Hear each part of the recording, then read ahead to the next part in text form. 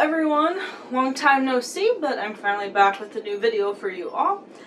So this will be another video about the research that went into my second novel, Shores of Chaos Shipwrecked. Again, just as a recap, the first Shores of Chaos novel is about lighthouse keeper Edward Ashman, who he and his family start experiencing a lot of criminal activity and a lot of supernatural happenings around the shores of Maine in the 1800s. I have a video more about that will be linked at the end of the video, so please feel free to check it out. So today's topic is going to be about postpartum depression in the 19th century. One of the characters in my story, Edward's wife Frances, is actually suffering from postpartum depression after giving birth to their son Thomas. So I will admit, in my first draft of the story, I wasn't too sympathetic towards Frances as a character. I kind of just used her mental illness as a plot device. It wasn't until I went through my own depression and realized just how debilitating it is that I really understood how much more I could expand upon it in the story and really just show things from her perspective and give readers a good point of view of what it's like to go through these mental illnesses. And that is one of the goals with my writing, is just to explore mental illness and help to destigmatize it. So once I wrote the second draft and before I had it published, I did a lot more research into what postpartum depression looked like in the 19th century.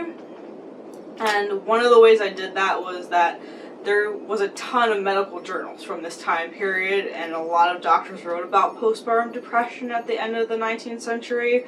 So it was very helpful because you got first-hand experience from that time period from doctors who worked with patients that were suffering from it. So first, let's talk a little bit about our modern understanding of postpartum depression, or PPD. So today we kind of have three categories that we put it in. The first is baby blues, which is more of just a mild form of the illness and usually doesn't take that long to go away. The second one is PPD itself, and this is in line with a lot of things that we see with people suffering from depression.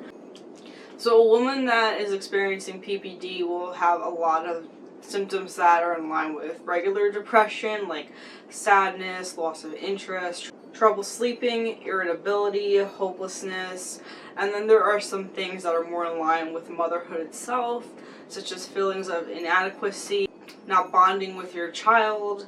Some mothers even have panic attacks and anxiety, and on the more severe side of it, they may even have thoughts of harming themselves or their child. So the third part of postpartum depression that some women may experience, though it's a much more rare condition, is postpartum psychosis. So in this, a lot of women will have obsessive thoughts about their child, they may experience confusion, even have hallucinations and delusions. They'll have sleep problems, sometimes even just too much energy, and at the worst, they might have paranoia and even make attempts to harm themselves or their child. Okay, so now that we have a brief understanding of postpartum depression today, let's look at it in the 19th century. So back then, it was actually called puerperal insanity, and it was believed to have been responsible for about 10% of the admissions of female patients to insane asylums. A lot of the symptoms were similar today, but we'll go more in depth with that in a second. But in terms of what they thought caused it back then, it could have several causes according to physicians. Sometimes it could just be hereditary links. Sometimes they thought just, you had a constitutional predisposition to it. Sometimes they thought it was physical ailments, and other times they thought it could just be from stress, like if you were being abused, or sometimes, of course, remember this is the 19th century, they thought sometimes it could be just from having illegitimate pregnancies as well. Poverty, they thought, can sometimes cause it, being overburdened by your children if you had too many of them, just things like that. So they had a whole list of causes for why they thought you would get this illness. Some even thought that there was a link between the reproductive organs and the illness, so sometimes they would actually remove them. By the end of the 19th century, though, this line of thought starts to lose traction. Now, just like today, puerperal insanity was actually divided into three sections. So the first one would be insanity of pregnancy, which actually was very rare and started during the pregnancy before you actually had the child. The second one would have been the puerperal insanity itself, which usually occurred 1 to 6 weeks after birth. And then the last one would have been lactation insanity, which would have occurred 6 weeks after birth or longer. Now, they actually thought puerperal insanity was the most common type, and it could take 2 forms, melancholic and manic. Now, the melancholic form would be more in line with postpartum depression today, and women with this illness could exhibit symptoms such as depression, irritability, problems with eating and sleeping, aggression and concern towards their child, and they could also just be very sad, anxious, and they could even have tendencies to suicide. They also saw the melancholic form as a more chronic form of the condition and therefore harder to cure. So with the melancholic form, they did have certain physical symptoms that they associated with it as well, such as listless eyes, cold clammy skin, pale skin, poor circulation, things like that. And I actually do include this in the scene where Frances is being examined by her doctor. They also thought the melancholic form was the more chronic form of the condition and therefore harder to treat, and sometimes the patient had to go into an institution to be treated for it. Now, on the other hand, if you exhibit the manic form of the illness, this could include symptoms such as incessant talking, restlessness, irritability, inability to sleep well, and even such things as profanity and being promiscuous. Some women could even be violent towards their children and husbands, and they could have extreme strength that seemed to come out of nowhere, even hallucinations and delusions as well. And physical symptoms would have included dry tongue, dry lips, dislike of food. Some women even thought their food was being poisoned. They would also exhibit high temperatures and a tender abdomen. And with the manic form, if it was not treated appropriately, it could lead to problems with your organs and even death. So what's interesting is that the manic form of puerperal insanity is more in line with what we would consider postpartum psychosis today, except back then they actually saw more manic cases than they did melancholic cases. And whereas today we see more postpartum cases than we do postpartum psychosis. So the question is kind of why was it flipped back in the 19th century? And one of the reasons for this could be because the manic form of the illness was actually being caused by puerperal fever. And you have to remember, this is a time where hygiene practices are not exactly at their best. We don't have all the medicines that we do today for bacterial infections. So the treatments were not as good as they were today for people who had infections like this.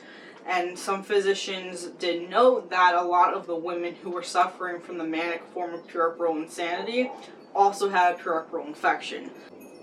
One doctor even noted that 42 of his 49 patients who were suffering from puerperal insanity also had puerperal infection.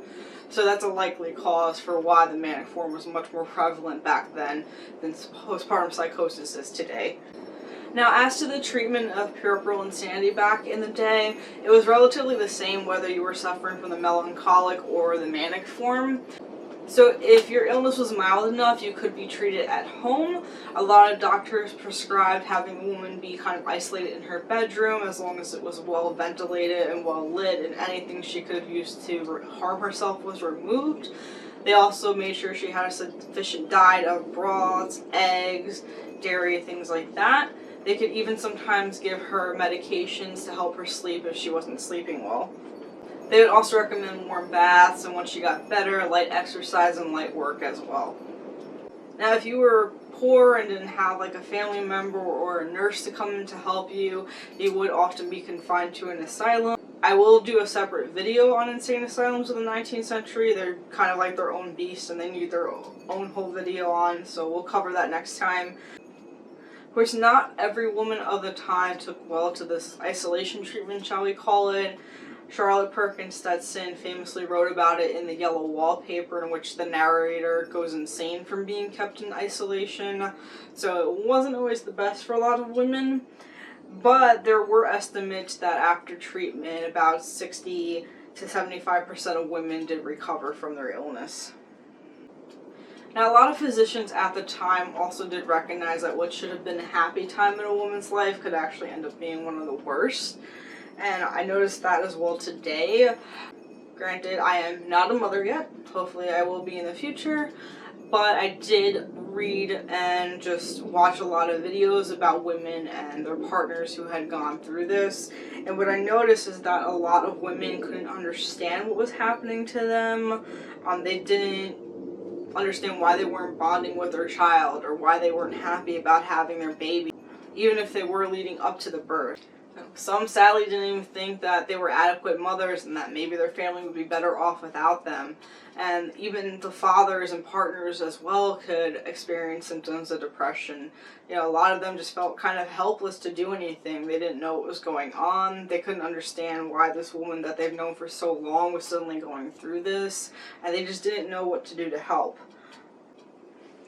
And something I saw too when I was researching with modern people that are going through this is a lot of them didn't get help until several weeks into when the symptoms started showing themselves, which I think is kind of just a sign that our society needs to prepare expecting mothers better for the possibility that this may occur. You know, a lot of women go through it, and it would be very helpful if society and doctors, you know, people in the medical profession really let them know that, oh, hey, you might end up going through this. Here are the symptoms to be on the lookout for. Because of course, the sooner you recognize the symptoms, the sooner you can get treated and the faster you can get better. So I think our society needs to just, you know, not only destigmatize it, but just provide better education around postpartum depression. Because, you know, having a new baby is hard enough. The last thing you need is your mental health suffering too on top of it. So I would strongly encourage, you know, any expecting mothers, people that, you know, your partners, people that know expecting mothers, you know, by all means, you know, don't be afraid to get that help. If you notice something is going on, if you're not sure, it's okay to talk to somebody. There's so many resources out there now, so please don't be afraid to get that help if you need it. And with that, I will leave you with my blog post below for the postpartum depression research I did. A lot more information there, as well as the sources I used. Next time we'll be going over the 19th century insane asylum, and I will see you in the next video.